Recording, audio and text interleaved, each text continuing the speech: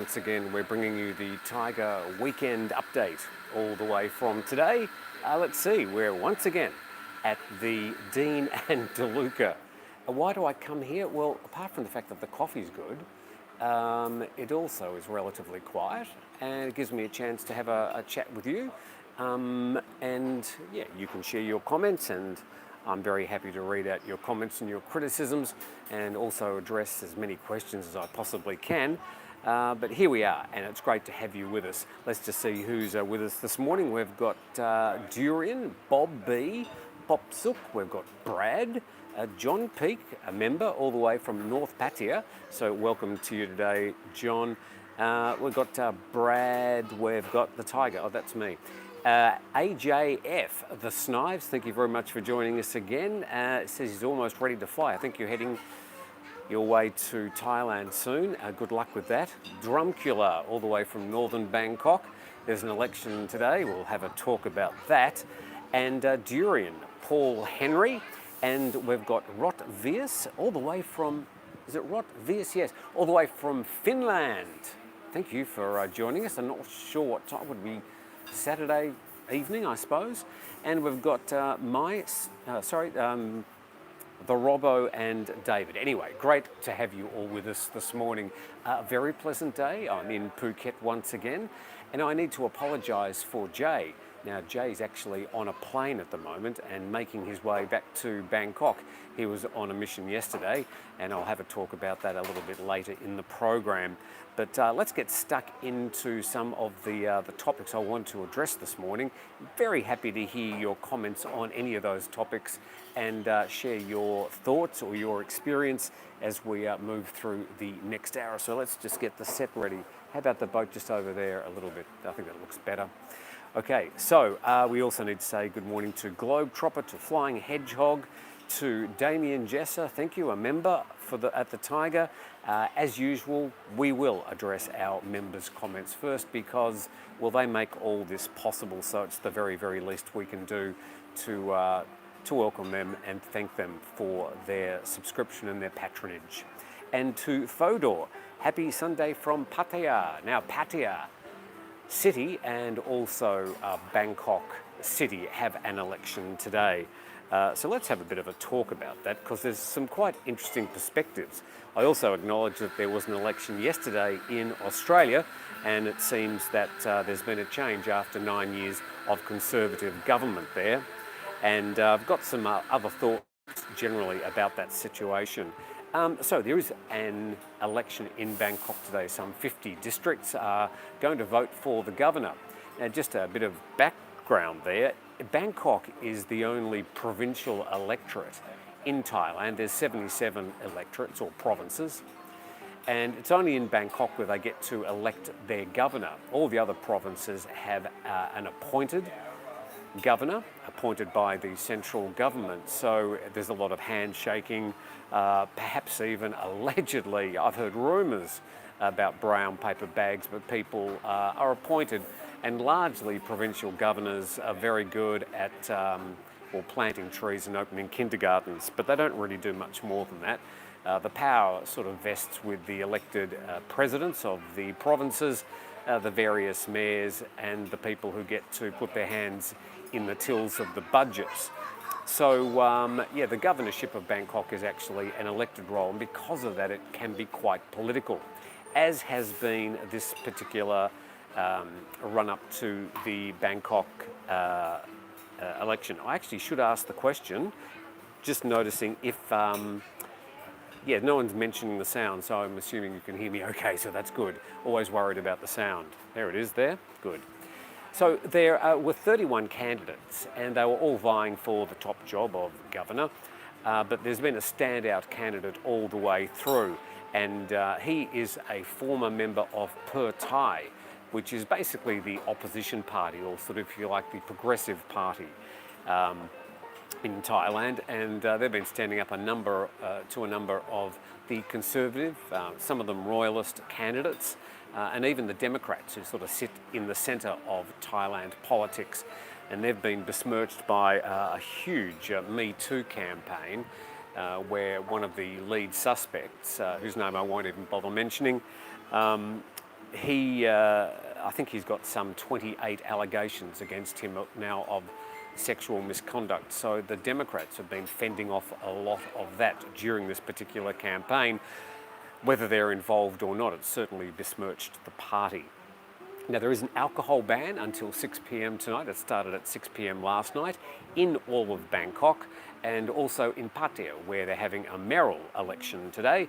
And the polls will close at 6 p.m. and people will assumedly be able to go out and enjoy a drink after that. But be assured that all the locals know exactly where they can get a drink today if they need to. Of course, they could have gone out and bought a drink at 7-Eleven before the doors, before the shutters came down on the alcohol fridges yesterday at 6 p.m. So a very interesting situation in Bangkok today. There are national implications because this former candidate or former politician who has been around a long time, he's been a former transport minister.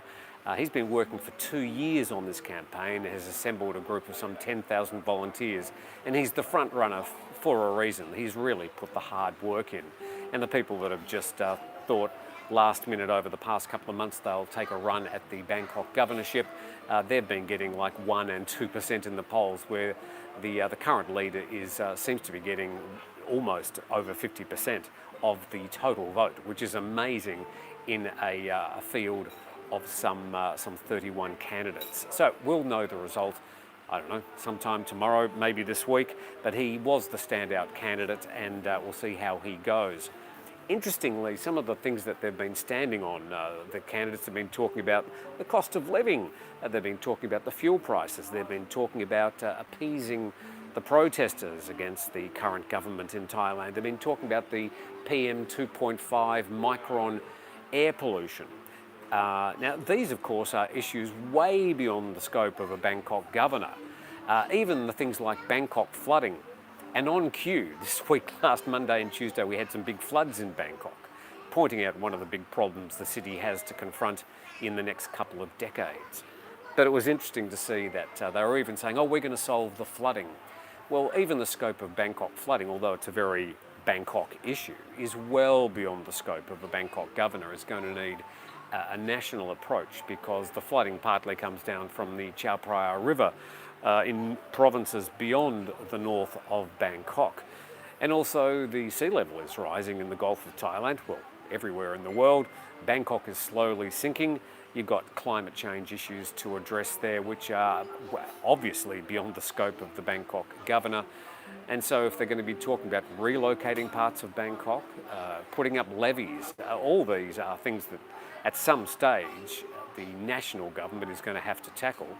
But for a Bangkok governor candidate to stand up and say, I'm going to solve the flooding, is, I think, something that the electorate will see through.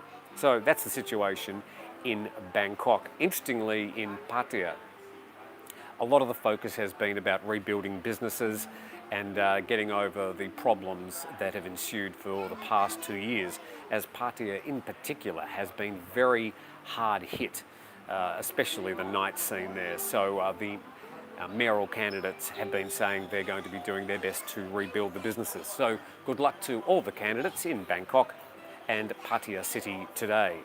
Let's just address some of the early comments. And we say hello to Timothy, another Timothy Mitchell, Jason.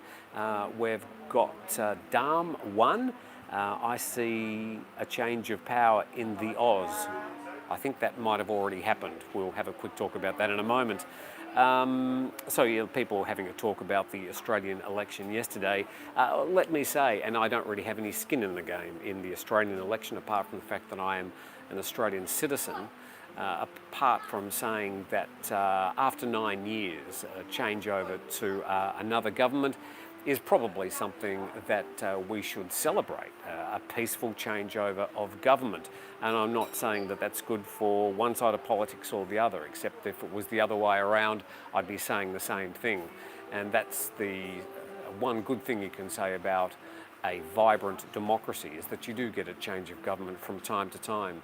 And I have to note that in the cases of both the outgoing Prime Minister and the incoming Prime Minister, who appears will be a man called Anthony Albanese, was done with great dignity, and the comments from both the leaders of their respected parties was very interesting to watch, and I suppose it made me proud to be an Australian in that it was a peaceful changeover from one party to another. So good luck to the incoming candidates in Australia, and may they do well for a very challenging time over the next few years. And I suppose you'd have to say around the world, any incumbent government who has tried to manage their way through the COVID pandemic has had to wear a lot of flack. A lot of people antsy about the lockdowns, being told they have to have vaccines, and the borders being closed and shutters coming down on businesses. It's going to be hard for any incumbent government to stay in power. And it's all very well to look at the problems of inflation and problems with stock markets and businesses around the world and blame them on the incumbent governments. But these are, in many cases, international issues that are going to be affecting us all and are not really locally based. So, but the politicians, at the end of the day, the buck stops here, as they say, and they'll have to weather the storm coming up. John says, Tim wears the Hawaiian shirt very well. Well, the funny thing is, over the past 2 years, and I'm sure I share this with a lot of you, I have put on a few kilos. And I don't have a lot of shirts that fit me as well. I'm glad to say that these ridiculous Hawaiian shirts have got a little bit of room in them, and I've got a little bit less room in them now than I did, say, 2 years ago. But I'm certainly looking at a time over the next couple of months to pull off 4 or 5 kilos that I have put on over the past 2 years. And it's all very well to blame COVID for this and hard work and all that, but it's just I've been a bit lazy and I do need to get out a bit more. At the age of 63, you've got to really focus on your health, and it becomes a priority in your life. In fact, something that you really value every day you wake up. You say, wow, I'm feeling good today and I'm very lucky to have that. But you shouldn't take it for granted. And the best sort of health insurance you can have as a person living in Thailand, as an aging foreigner, is to look after your own health. That is by far the very best health policy that you'll ever get. Good morning, Tim, says Johnson C. Good morning to you. We've got Dave Stewart, Star Child Uni, Mark R, Vincent Scully, talking about some comments. Bumbling Boris will get the sword soon too, or somebody making comments about the UK Prime Minister. Look, I think once again, as I said, any incumbent government, when they come up to their elections, they're going to be hammered over issues that were mostly out of their control. And they're probably going to be blamed for things they really weren't able to do much about. I mean, when you've got a pandemic and you've got to shut things down and lock down, you're going to get the blame for that in the long run, even though they're tough decisions and you are elected to make those tough decisions. But in democracies, this is the situation. And it certainly happened in Australia in the past 24 hours. Okay, so Mark are describing my COVID belly. That could be exactly what it is. That's funny, as you get older, gravity does take hold and everything tends to fall, and you're doing your best to try, and you have to work a lot harder at your health as you get older. There's no doubt about that. It doesn't come for free, and if you don't put time aside to concern yourself about your diet, if you don't put time aside to concern yourself about exercise, then you're going to age that much faster, and you're probably going to end up in the grave a bit faster as well. Okay, let's have a talk about some other issues as the comment section is lively today. And thank you very much for joining us, by the way, on a beautiful day down here in Phuket, a bit overcast. We are in the wet season now, and I'm going to be talking about the wet season and who might be coming to Thailand in the wet season. I should just very briefly say that yesterday I went to the Andamanda Water Park. I'm not sure if it's actually called the Andamanda Water Park. It's called Andamanda anyway. And it's a brand new water park, one of 3 major water parks now in Phuket. With their Splash Jungle, there's Blue Tree. They're all a little bit different, but this one is a really themed ride based water park, and it was a sort of a soft opening yesterday. They invited a lot of locals in for free. I think they gave out some 2,000 tickets, and the place was packed yesterday, and I was just another one of the people wandering around in wet t-shirts and barefooted, going from one ride to another, until after the fourth ride my stomach said, no, you're not going to do another one of these. They're mostly a sort of wet roller coasters, most of them really, and you get on these different tubes and off you go down these different rides. Some of them are, I'm going to say hair-raising, but it's probably not the right choice of words. But I thought it was interesting that they're opening this water park at the start of a wet season in post-pandemic Phuket. I say post-pandemic advisedly because, I mean, obviously COVID isn't totally over yet, although looking around the world, the numbers are slowly, across the board, generally declining, unless, of course, you're in North Korea, it seems, or parts of China. But for most of us, we're sort of in post-COVID mode, even if the virus hasn't decided yet that that's going to be the case. That's all to come.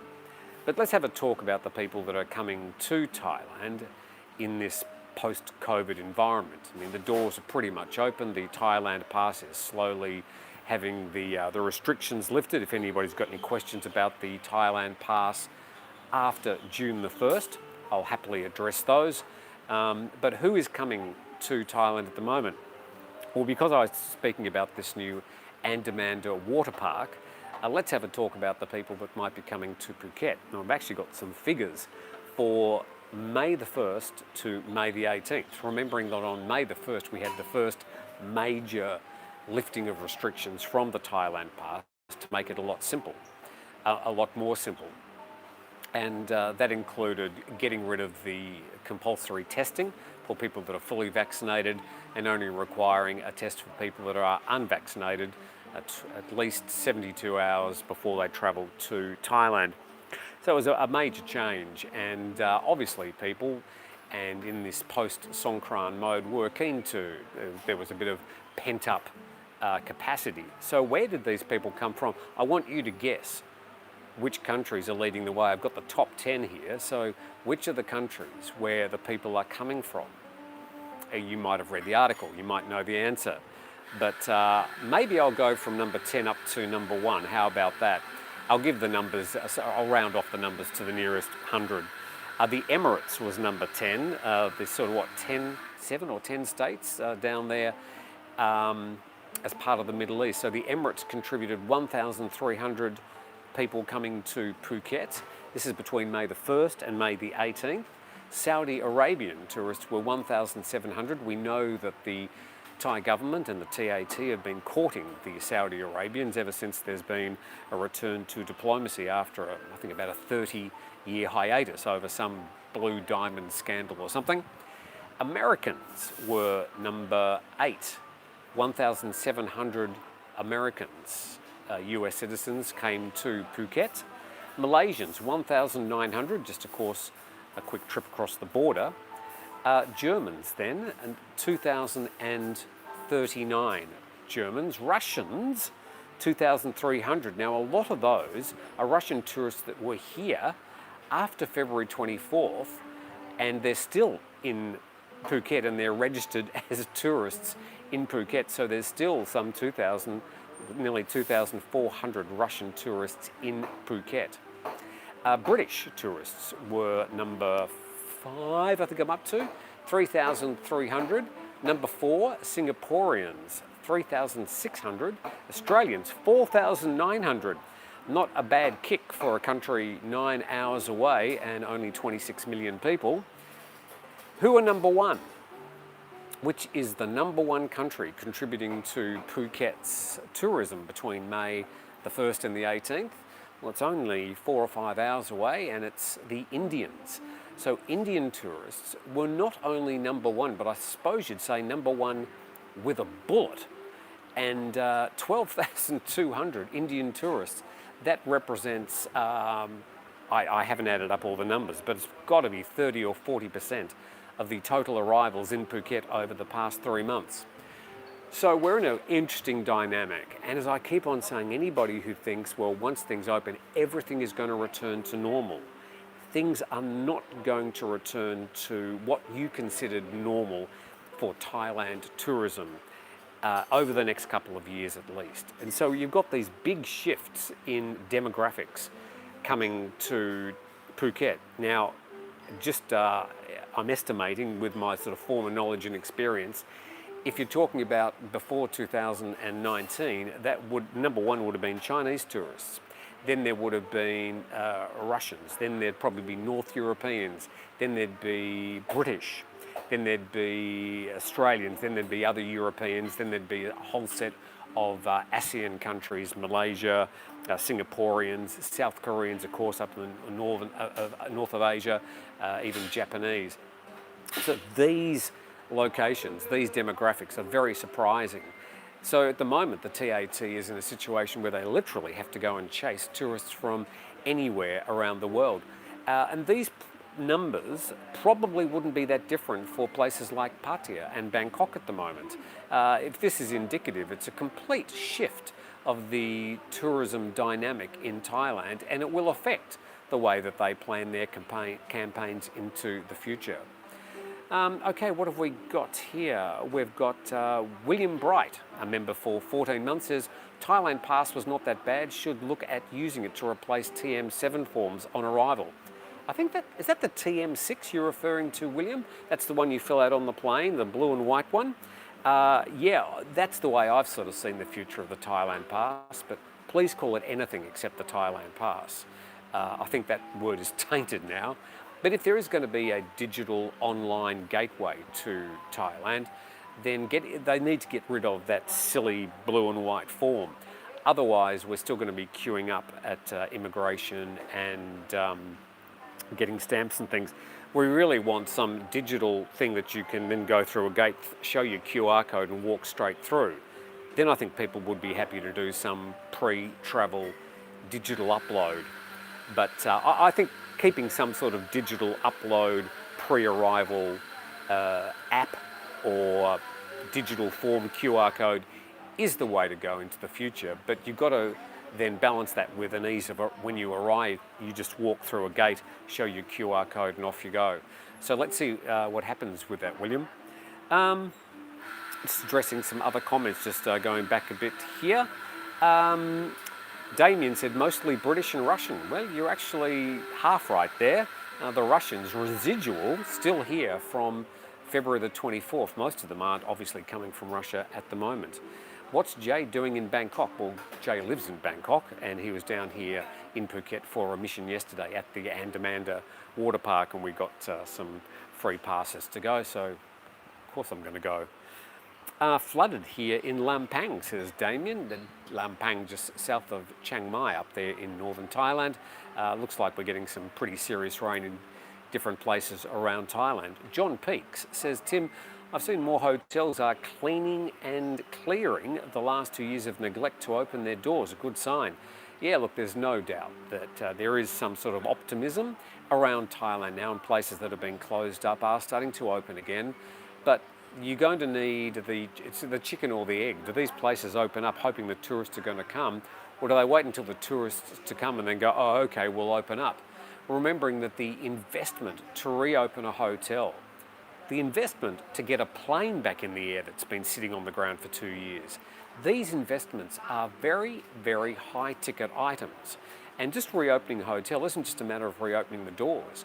I've spoken to a number of hoteliers who have had an incredible problem trying to find the money in the capital to change mattresses, throw out all the TVs. A lot of things have just gone into disrepair. Remembering a lot of Thailand has this black mold problem, and coping with the humidity without people traffic, without airflow, becomes a big issue. And the black mold gets into the bed covers or the curtains or the carpets.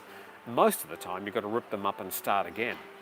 Just getting air conditioning systems, some of these big systems in hotels, is a very big ticket item. So just expecting these hotels to reopen, some of the hotels that haven't had tourists for 2 years, they haven't had income for 2 years, most of them, all the staff have gone. This is a big ticket item for them to reopen. Difficult times ahead. How can I send a picture? The only way you can do that, Damien, is at our email, info@thetiger.com, but I can't actually address that during the program. Mr. Tripplejack 82 says, if I want to holiday in far south Thailand, am I better off landing in Malaysia and crossing the border, or landing somewhere like Phuket? Well, depending where you want to go in southern Thailand, obviously Phuket is the major airport in southern Thailand, so I'd probably recommend that you go there. And then Phang Nga is an hour away, Krabi is 3 hours away. The Malaysian border is about 8 to 10 hour drive from Phuket. So yeah, there's not a lot of ferries running at the moment, or ferries that are going to get you to one major location to another. But probably Phuket would be the major kick-off point for anybody arriving in southern Thailand. It's the only international airport. God, is it?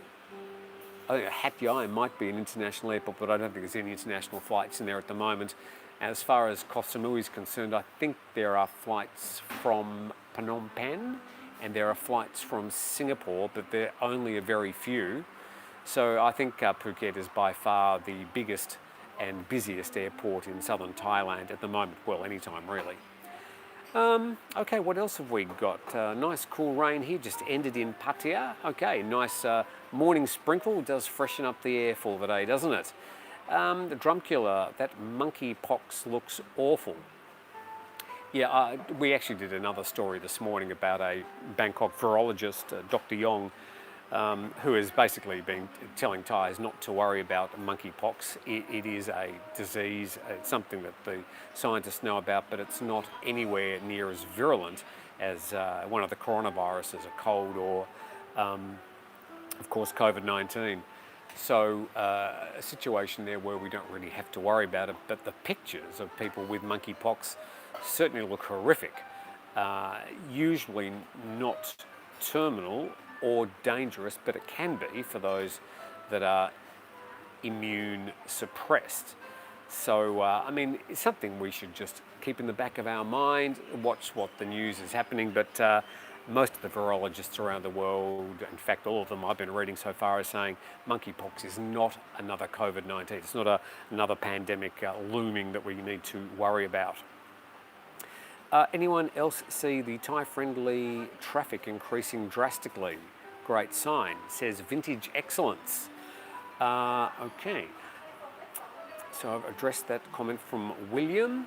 Okay, what's the best SIM card to purchase once one you load that won't expire in 30 days?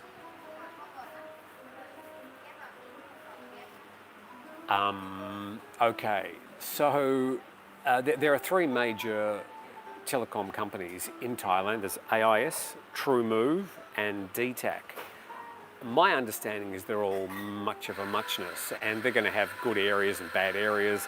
I've been with TrueMove for 11 years now, and I only had trouble when I was in Phuket. During the week we were doing the program from the Trishadar Villas. I couldn't get a 5G signal. I could only get a 3G signal out of there. But literally all of them are pretty much of a muchness. I'm not sure, when I arrived, they used to just give them out at the airport. And I converted mine over to a monthly plan when I got a residency certificate. But they're all much of a muchness. Check the plan that you want and get the best price. But as far as one being better than the other, they're all very good, and they've all got fairly good coverage. Dare I say, the coverage in Thailand for 5G is very good, very cheap, and I don't think you'll have a major problem with any of them. By the way, it is very humid here today, so I am perspiring a bit. I'll have a little bit more water as I move into the next part of the program. Getting to more of your comments. Do you need a residency certificate for a mobile subscription plan? Yes, you do. You've got to have a residency permit. Basically, you can get that from immigration once you've got your rental agreement or a work permit, and then you'll be able to get that certificate that says you are a resident in Thailand at the time, and you're able to get a monthly plan with any of the telcos here in Thailand. Just get the tourist, yeah, otherwise you've got to be popping down to your 7-Eleven or your Family Mart or your Lawson's to get a top-up every time you run out. But still, it's still fairly cheap, but the monthly plans are by far a lot cheaper. But the speed is high and the quality is good and the coverage is excellent. I've noticed generally on Thai Wi-Fi and internet and mobile coverage, or cell phone coverage, I think is what they call it in the US. Anna Namaste says, this is my son and I spot D&D. My son plays with this boat at least sometimes a week. Oh, this boat here. Actually, there's other boats. There's another one down there. And yeah, this is where I am today.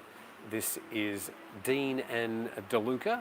So there are several boats here that people can play with. Of course, a favourite with the kids, getting their hands on one of these nice little models. We might just do a quick jibe there and head off in a different direction. Okay, when entering Samui with the Thailand Pass, do you still have to register for the Samui Health Pass when entering the island? Can't really comment on that. I mean, you would get scanned for your Thailand Pass when you go through the airport at Bangkok. The Samui Pass may be a local thing. I'm not aware of what the Samui Pass is. I can't actually comment on that, but once you've got that Thailand Pass scanned and you're through customs and immigration in Bangkok or wherever your arrival point is, you're basically free to travel anywhere in Thailand. That's about all I can offer. Anybody has any comments about this Samui Pass, I'm not aware of it, I'm afraid. Damien Jesser says, just don't try call Australia from here in Thailand, get 5 seconds. Okay, maybe expensive to do overseas calls. There are very cheap ways to do overseas calls. Heaven forbid, just use the internet or Facebook Messenger, or it's pretty much free. You're just paying for your Wi-Fi, and you can speak to anybody for as long as you like, anywhere in the world, and you can get usually a television quality picture as well if you've got a good enough phone. So you shouldn't be paying for phone calls these days. There's obviously much better ways around it. The sail needs ironing. Are you talking about me, or you talk? Yes. They have seen better days, haven't they? Yeah. Okay. What has just happened in Australia has stuffed Australia, says Chris Bucko. Well, as I said earlier, I think it is. It's something. No matter which side of politics you're on in Australia, you should celebrate the fact that you can have a peaceful transition from one government to another in a vibrant democracy. And that probably needs to be celebrated, although clearly people from the Liberal and National Party side of politics in Australia will be shattered today. Just remember that the new government that Australians have voted for is going to have a very challenging time ahead. Any government around the world that's put into power now has a very challenging time ahead. So I don't think it's a matter of, I think there are reasons to celebrate what happened in Australia yesterday, and any democracy in the world that can have a peaceful changeover from one government to another is something we should all, I think, as a global community, celebrate together. Jonas Piper says, depends what's on offer. Still mostly European here on Koh Phangan.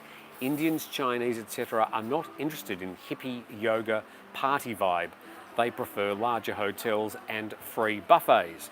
Well, nothing like a little bit of typecasting there, Jonah. It's not quite correct, but I hear what you're saying. But interesting to see that you're saying that it's mostly Europeans on Koh Phangan at the moment. I appreciate your comment. Perhaps not the typecasting.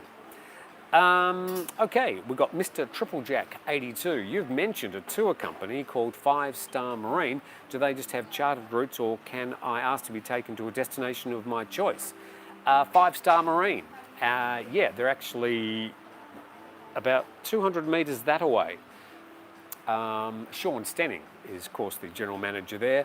I think with 5 Star Marine, they have set tours, or you can say, I want to be taken to this island or that island, and they'll do bespoke tours. And you can have a whole boat to yourself. In fact, most of the tours are private tours.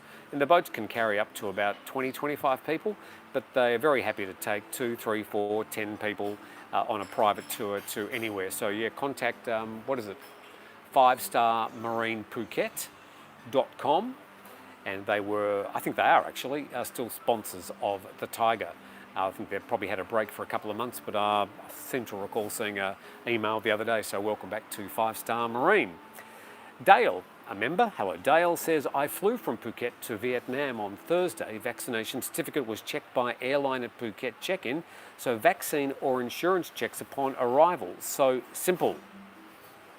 Yeah, remembering when you go flying these days, apart from any applying for paperwork online, you're probably going to need to show your vaccination certificate to get on the plane anyway, or if you've pre-arranged with the airline, you'd be able to show a negative PCR test or an ATK test, depending on the airline you're with. So it's not just the Thailand Pass that you need to sort out. You need to sort out any implications or guidelines put on by the airline that you're flying on.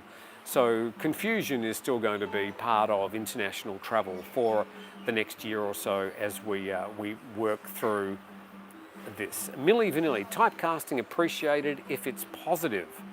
I don't really particularly enjoy any racial stereotyping or typecasting.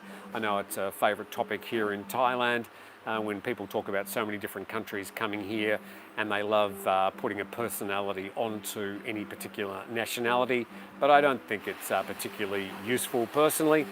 As an Australian, any typecasting we do is usually done in a joking fashion, and I think Australians are fairly well known for their sense of humour as such, and certainly if I make any comments in that regard, it is said with a great deal of love and only usually to people that I know well that understand my sense of humour. Others don't, and I've been accused of making some racial comments in the past. They are usually just jokes and a wink and a nod. Don't take it seriously. Hi from Philippines. I have a flight today. ATK or PCR will no longer be required for check-ins. I don't know. You tell me. This is from Junburn Singran. So flying from the Philippines, didn't they check any vaccination certificates today? Certainly, if you're flying to Thailand, they'd be making sure you've got a Thailand Pass. In that case, you'd need to either upload your vaccination documentation or show that you've had a PCR test in the past 72 hours before departure, or you'll have to quarantine in Thailand. I don't know how they cope with that. Do they let you on the plane and say, I'm going to do quarantine when I get to Thailand? I don't know. Left Hand Wave says, easy to go anywhere now, to any country. Thai Pass is good, so people have some health insurance, so people have no travel insurance or let it run out. Dumb. If you're travelling to anywhere in the world for any length of time, you simply have got to have travel insurance. Now, to come to Thailand at the moment, you're going to need, as a foreigner, COVID insurance, COVID hospital, medical insurance to the value of $10,000 US. But if you're coming to Thailand, even if they get rid of the compulsory insurance, you would be well advised to make sure you've got adequate travel insurance. A lot of people don't, and we get continual emails and stories emerging about people on GoFundMe campaigns wanting people to get them out of hospital where the bills are mounting up and they've got no insurance to cover it. So yeah, travel insurance is something that you should get depending on where you're going to go anywhere in the world. Okay, who did get you upset in trouble from the POM all the time? I didn't understand that one. Thai Fidelity, LL, you want less digital stuff, must have travel insurance for full trip. Yeah, that's from Left Hand Wave again, saying that, yeah, you should have travel insurance no matter where you're travelling in the world. Just going back and see if I missed a few comments a bit earlier on the program, because sometimes I do ramble on, and I'm apologising if I do that from time to time. Well, I noticed that the mainsail is flopping there in the breeze, very nice. I do have a fan on about 5 metres away. Cleaning the air conditioner filters is not a common thing, unfortunately, says Tex Symbol. Yeah, I actually noted the other day saying to my partner that we need to get the air conditioners cleaned in the house we rent. Haven't been cleaned since we've been there. And yeah, cleaning air conditioning filters is really important in Thailand because we do have this black mold, which can be pretty treacherous. It can destroy clothing and fabric, and it can really affect a lot of people's respiratory systems. I notice that I think I'm allergic to the black mold, so usually when I'm down in Phuket in the wet season, I'm on antihistamine pretty much every day because the black mold just blows around everywhere, and I don't think it's particularly good for you. China will be the biggest economic power soon, says Frank in Thailand. Like it's advisable to learn English, Spanish, Chinese and Indian absolutely be on the list. Okay, talking about languages Thai people, or maybe other people, need to learn in the future. Maybe not just English, but he's suggesting Spanish, Chinese and Indian as other useful languages for people that they're going to be talking to. Remembering that China, some 1.4 million, India, some 1.2, 1.3 million, billion. These are countries within 4, 5, 6 hour flight of Thailand, and it's sensible for Thailand to hook their tourist train to these tourist markets, because both of them have got the largest and fastest growing middle classes in the world. And both of them, their outbound tourism is growing very, very, very fast. So it's just sensible for Thai tourism, when it can, to hook onto the train of Indian and Chinese tourism, because the markets are just so massive and the spending power is increasing in those countries. So of course that's where they're looking for some sort of immediate tourist relief, although we do hope that we still get a lot of legacy tourists out of Northern Europe, from England, from America, from Australia. Of course, everybody will be welcome. Just talking briefly for a moment about this concept of attracting wealthy tourists. I think this is a bit of a furphy from the Thai government. Of course, everybody wants to have just the wealthy tourists coming, and it's a lot less work, fewer people, larger return. Does it mean you're going to get more on the bottom line? I don't know. But Thailand has built its tourism industry on the back of having a wide and diverse tourism offering, all the way from the backpackers up to the wealthy tourists. But my feeling at the moment is that the wealthy tourists have not traditionally come to Thailand. They tend to go to Monaco, the Mediterranean. They tend to go to Tahiti, Acapulco, the Bahamas. I don't know, there's any of the big major cities around the world. Wanting to attract more wealthy tourists is fine. It's a great goal to have. But then you've got to sort of build the infrastructure to attract them. Certainly a place like Phuket has got some very high quality hotels with beautiful views. And there are other parts of Thailand and even Bangkok with some really top-notch hotels to attract those wealthy tourists. But I think it's incumbent on any government in Thailand to also make sure they've got plenty of offering at the other end of the tourist scale to get the budget people in, because they come in and they buy boat tours and they buy beers and they buy food. So I think the government should be trying to attract tourists from anywhere in the world, and just trying to attract wealthy tourists specifically, I think, is very short-sighted. Okay, scrolling down, and we'll probably go for another 10-15 minutes. We'll see how we go. Damien Jesser, guess I'll still speak more Chinese than Thai. Drumkiller says he lived in Taipei in 2000. Mr. Triple Jack 82, I'm not wealthy, but I'll go to Thailand once a year on a smaller budget than many others and still have a great time. Let me be clear. Prices have gone up in Thailand, but I bet they haven't gone up at the same rate as a lot of other countries around the world. And whilst inflation is a problem right around the world at the moment, the impact of inflation of 5, 10, 15% will be lower on a cost base, on a pure dollar basis, than countries with a much higher cost of living. So I think Thailand will remain as a good place to live if you want to be on a budget, or if you want to have a budget holiday. as I've always said, you can come to Thailand and have a cheap holiday, or you can have an expensive holiday. It all depends where you want to stay.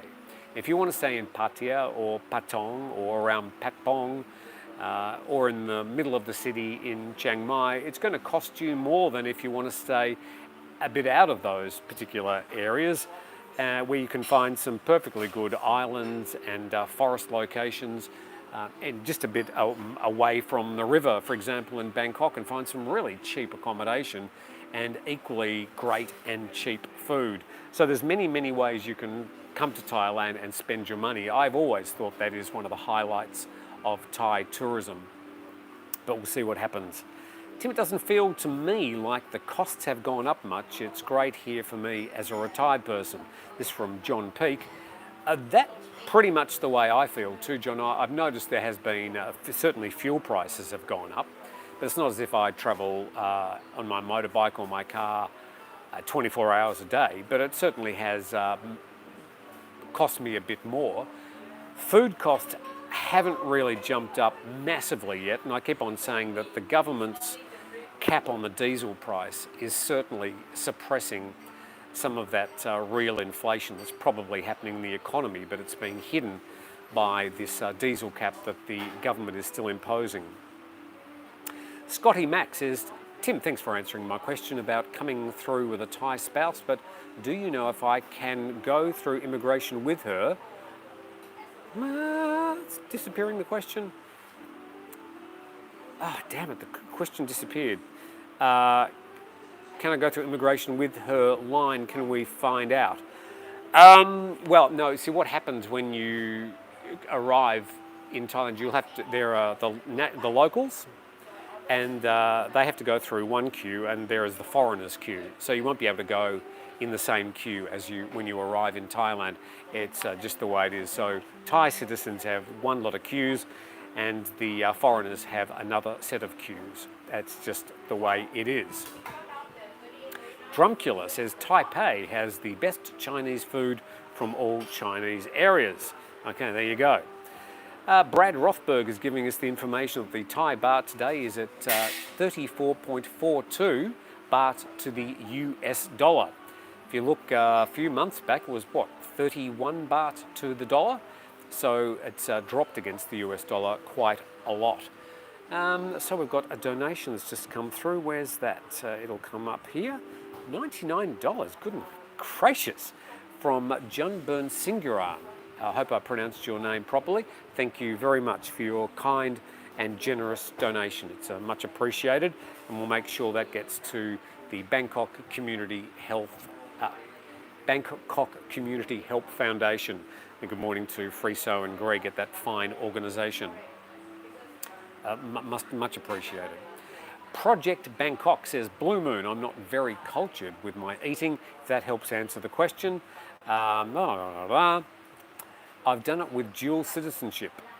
Okay, so the conversation, sometimes I miss the context of some of these comments. I can't really do much pre-reading. I've just got to start reading them and hope like hell I'm on the right thing. So Mr. Triple Jack 82 says, I could go somewhere like Dubai, but can I afford to do anything there? Probably not. I have to note that flying around the world at the moment has become more expensive. I'm just noting over the past couple of months that the costs of flights in Thailand, domestically, have started to creep up. Obviously, avgas is going to cost more, and the airlines haven't really hedged their bet in the way of fuel costs here. So we are seeing the flights around Thailand start to creep up a bit, and certainly flights into Thailand are fewer, and the ones that are coming are more expensive than they were in the past. Unless you can get a one of those discount cheap fares, and good luck to you, they're still around. Tim, what is Natty's line ID? Says Vintage Excellence. Not telling you. PG Santa, prefer dim sum, and obviously Hong Kong kills Taipei for it. You can actually get some very good dim sum around Thailand too. I've got a favourite dim sum place in Katu called Ket Ho.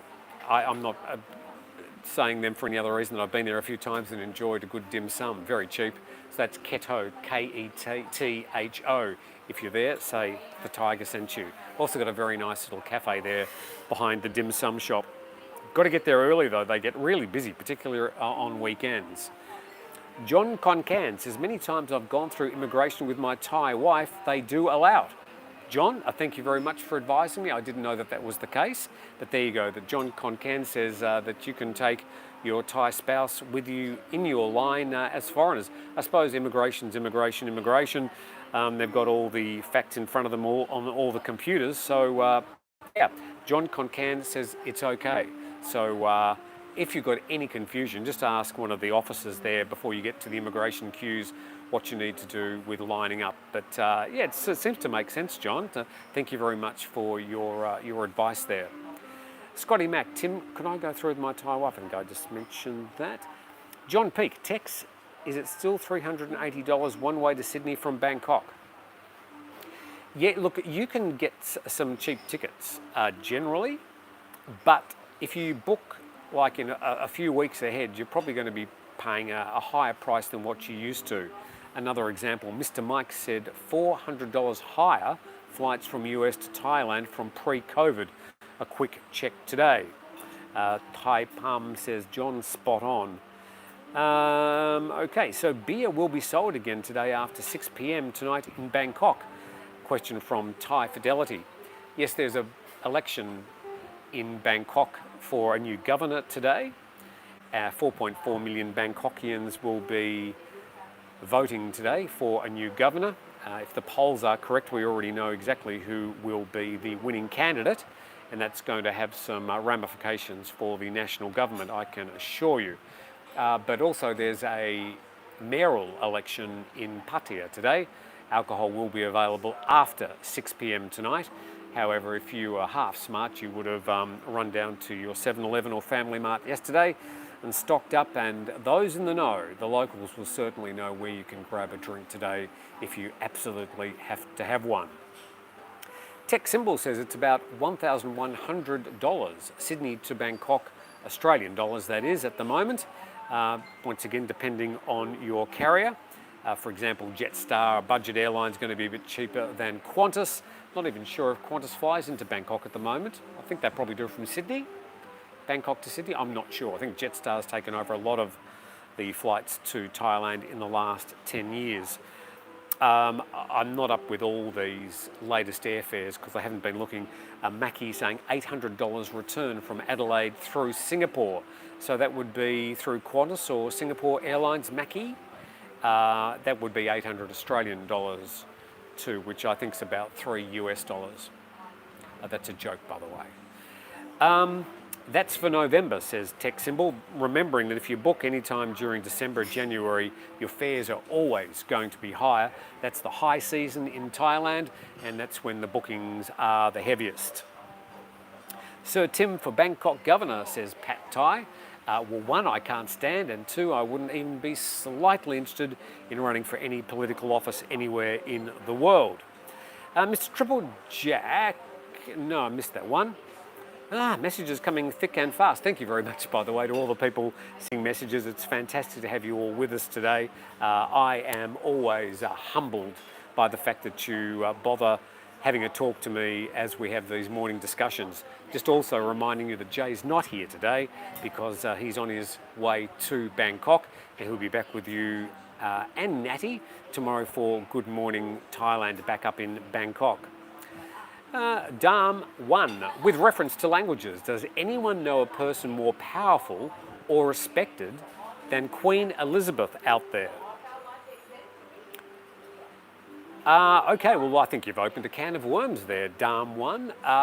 Okay, as an Australian, the Queen of Australia is technically and constitutionally the same person as the Queen of England, Queen Elizabeth II. Is she powerful? I don't know if she is powerful. Constitutionally, she doesn't actually wield much of a stick other than opening Parliament and, of course, providing a role as a head of state and rubber stamping legislation, as is her constitutional role. I'm not sure if she's powerful.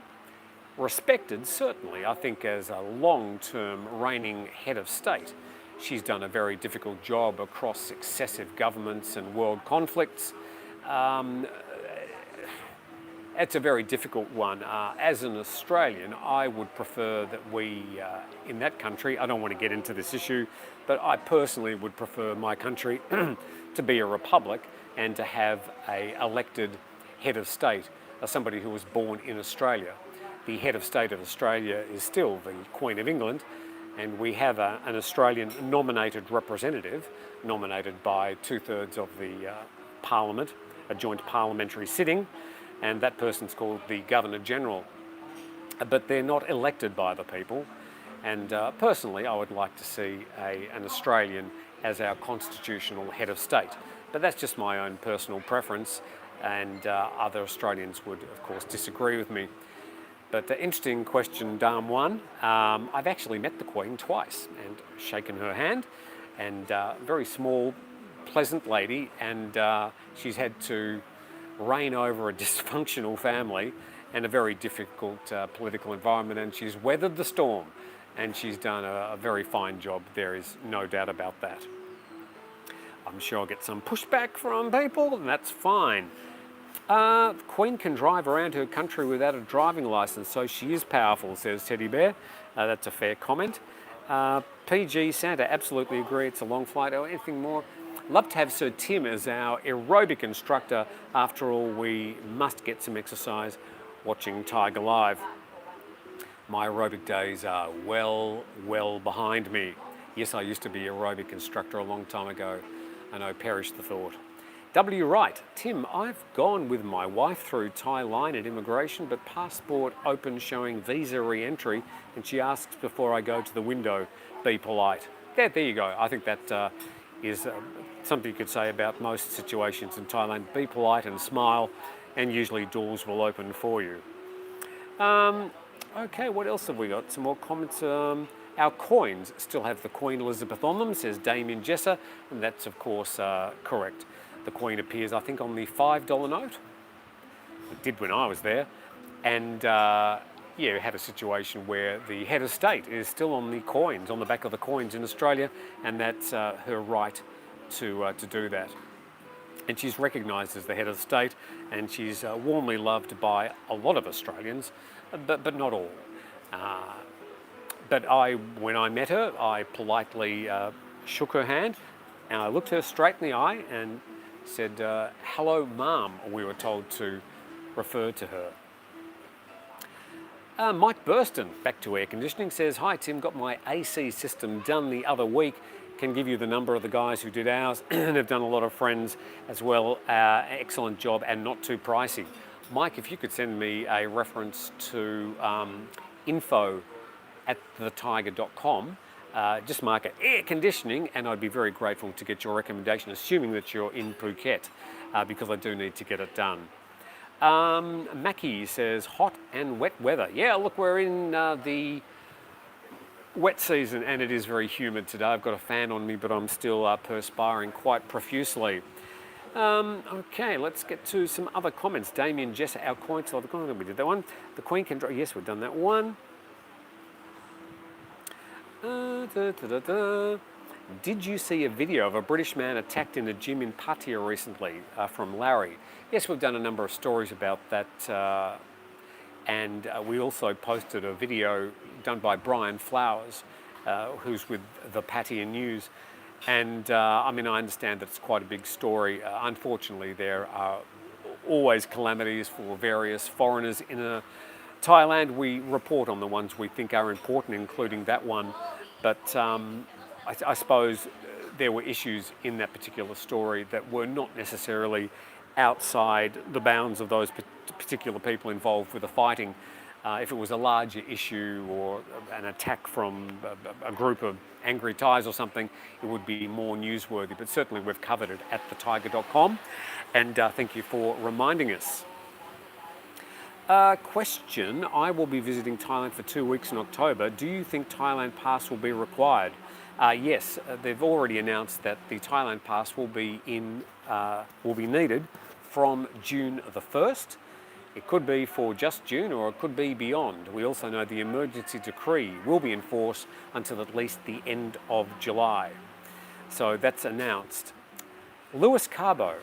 Lewis, who's already invited us formally to a Christmas gathering this year, very kind of you, has donated $100. And he says, Tim, I love your shirt. Did you buy that in Vegas? No, I didn't get this in Vegas. I have 5 of these actual brand of shirts donated by a gentleman. I can't remember his name at the moment. I'm very sorry. But he donated these beautiful cotton shirts that are quite unique, and a lot of detailing on these and pockets. And I've got 5 of these and I wear them with great pleasure, and they hold their colour and their unique patterns. So that's where I got them. But Lewis, thank you very much. From the bottom of my heart, that's the most kind and generous donation. And as we say, it'll all be going to Bangkok Community Help Foundation. Sometime in the next couple of weeks, we'll get together with Friso and Greg, and we'll make sure they get a big whopping check from the Thaiger. Okay, thank you very much, Lewis. Lewis Carbo, I'm still trying to turn. Oh God, the messages are coming thick and fast. I'm trying to keep up with it. Thailand is a very beautiful place, says the weatherman. No doubt about that. Damien Jesser, wet season, crazy rain here in Lampang. Okay, we've got this one, Richard Townsend. Now that tourists are slowly coming back to your area, Phuket. Well, I'm in Phuket this week anyway, usually in Bangkok or Phuket. A few more shows showing more of the outside around the beach areas. That's a very good comment. Why don't I take you on a quick tour outside here? Pick up the camera, let's go for a little walk. We'll have a look where I am at the Dean and DeLuca Cafe. So a very nice little cafe here, but this is basically at a marina. It's where I've got my boats parked. I've got 3 boats. I've got this one over here, this one here, and this one here. No, they're not mine, but this is the marina at Boat Lagoon. So yeah, just obviously not showing you the beautiful beaches, but a nice enough area, and yeah, very pleasant to come here on a Sunday morning. I enjoy the pancakes with fruit. No syrup, no sugar, and I tell myself that that's a healthy start for the day. I only have it once a week, a little bit of spoiling myself. So that's where I am today at the Dean and DeLuca at Boat Lagoon. This here is a replica of a yacht sailed in the Olympics by His Majesty the King Kun Bhumibol Adulyadej, who was the former king here in Thailand, who died in 2016 before his son, who is now His Majesty King Vajiralongkorn, took over. But that's a replica of the OK dinghy, and it's here at Boat Lagoon as one of the displays. So that's where I am. But you're right, I should take you down to some of the beaches. And over the next week, I will actually be doing some editorials, and I'll be showcasing some of the views around Phuket as I do that over the next few weeks. But a very good suggestion, and thank you very much for it. We've got another donation, goodness gracious. I leave you for 5 minutes and it gets out of control.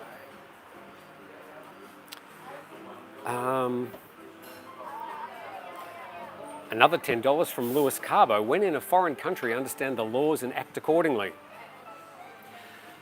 There is a lot of foreigners that do come here, and they decide that whatever their traditions and their culture is outside of Thailand, they bring it here to the country.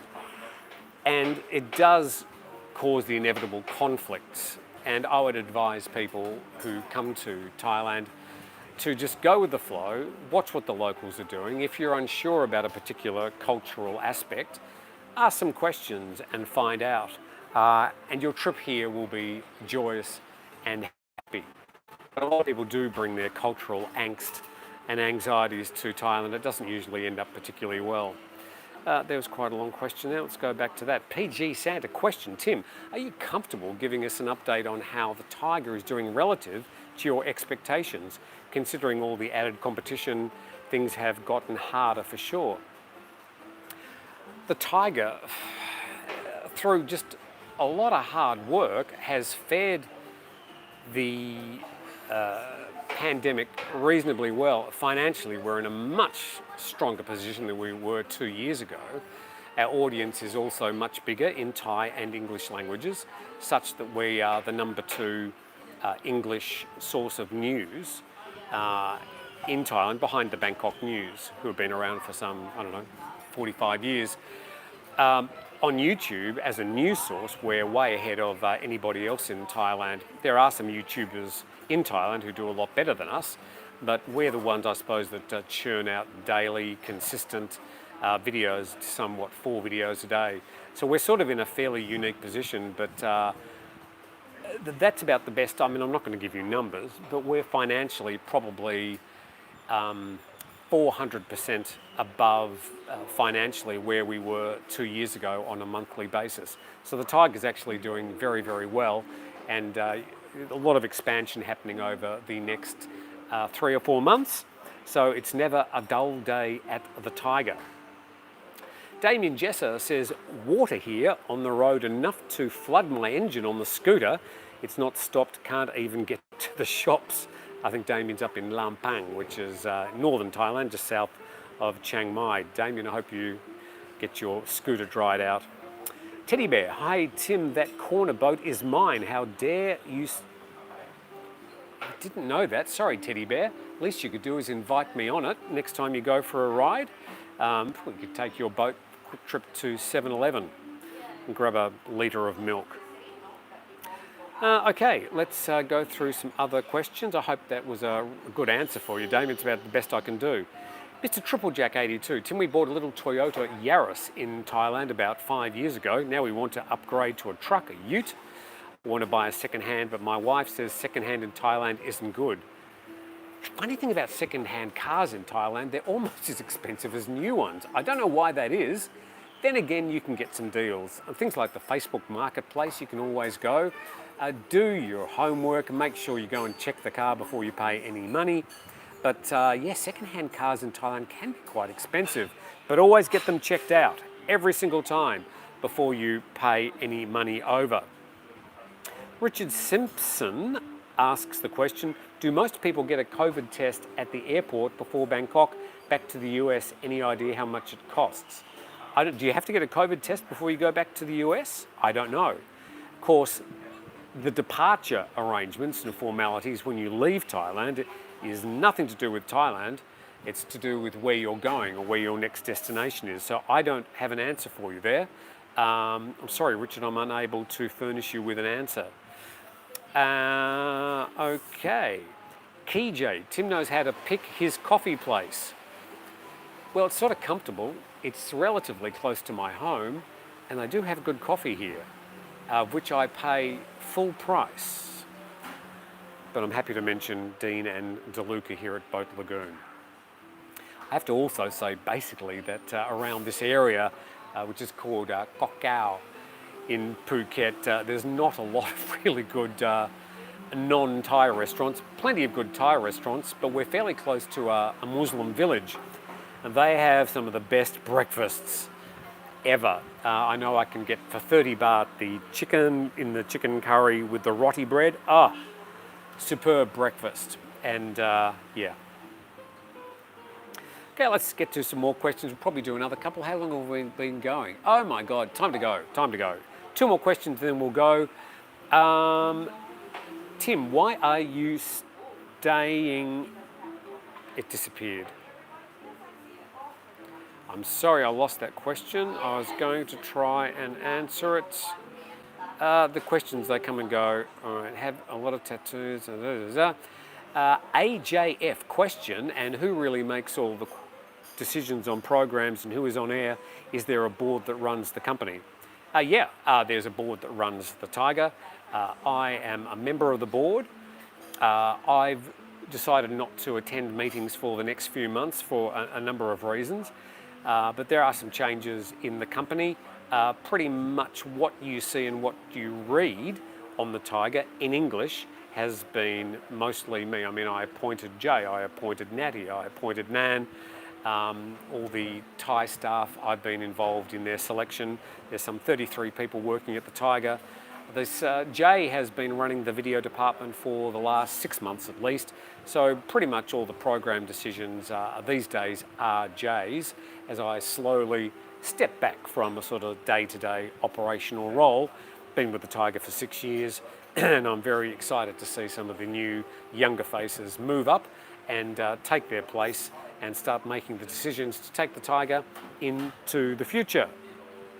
And one more comment. No testing, Thanks, Tim. Nice show. Thank you, Teddy Bear. Tim, invite Paddy Doyle on show. Viewing will skyrocket. He's a superb vlogger in Thailand right now, says Dam. We've tried inviting different vloggers onto the program. The vloggers seem to always do very well, but not necessarily the Thaiger. So we have no beef with any of the vloggers. We think it's fantastic that there's lots of variety and competition for the viewers. We try and fill the news void, and we let a lot of the other stuff happen with the other vloggers. But I haven't met Paddy in person. But if the opportunity arises, I'd be very happy to have him for an interview, or maybe Jay could get him onto one of the Good Morning Thailand programs. Drumkiller, hey Tim, I'll move back to Taipei and let's start a Thaiger there. Spelled T-A-I-G-E-R. Good idea, Drumkiller. Let's see how we go. PG Centre, I think it's 60 minutes for anything live for them, isn't it? Yeah, I mean, the Good Morning Thailand goes through a software that cuts off at 60 minutes. So here I can ramble on as long as I like, or as long as you put up with me. But on the Good Morning Thailand program, it's sort of sealed at 1 hour. So I think I've done all the donations, very kind donations from Lewis Carbo and the other people that donated today. We don't solicit the donations, but when they come, it is obviously and clearly appreciated. Tim, if you like boats, then there is a super yacht off the coast in Jomtien. Blue Moon, take a photo, send it to info@thetiger.com. We'll show it on Good Morning Thailand tomorrow. So thank you very much for joining us over the past hour. Jay and Natty will be with you with Good Morning Thailand tomorrow. I was filling in for Jay today, as I did yesterday, but it's been great having you with us. Good luck with the alcohol ban in Pattaya City and Bangkok over the rest of the day until 6 p.m. Thai time. And by tomorrow or sometime early in the week, we'll have a new mayor in Pattaya and we'll have a new governor in Bangkok. But from everybody here at the Thaiger, thank you very much for your time and good luck with the rest of your day. And from the whole Thaiger team, have a fantastic Sunday.